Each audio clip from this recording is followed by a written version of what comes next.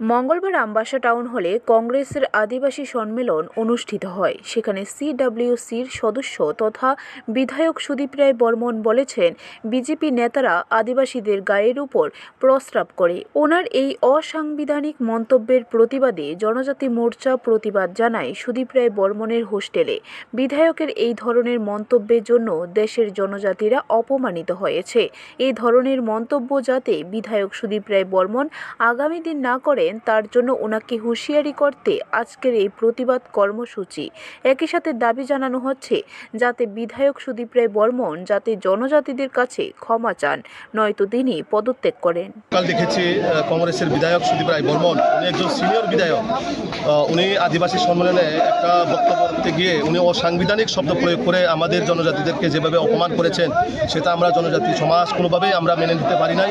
তার জন্য আজকে আমাদের এই বিক্ষোভ মিছিল। বিধায়ক সুদীপ রায় বর্মন সংবাদ মাধ্যমের মুখোমুখি হয়ে বলেন, উল্টা চোর কোতোয়াল কো ডাটের মতো পরিস্থিতি সৃষ্টি হয়েছে।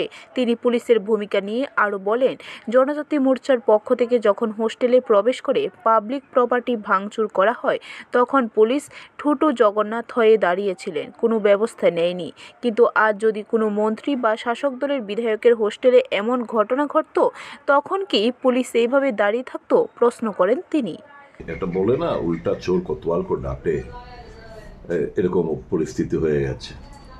আমি জনজাতি ভাই বন্ধুদের যারা এসছে তাদের বিরুদ্ধে আমার কোনো রাগ নেই, যদিও তারা লোহার গেটে তালা ভেঙে তারা আমি যেখানে থাকি সেখানে প্রবেশ করেছে, প্লাস্টিক চেয়ারগুলো ভেঙেছে, ইট পাটকেল ছুঁড়েছে, কিছু কয়েকটা জানলা ফাল্লা গুড়িয়ে দিয়েছে, ভেঙেছে।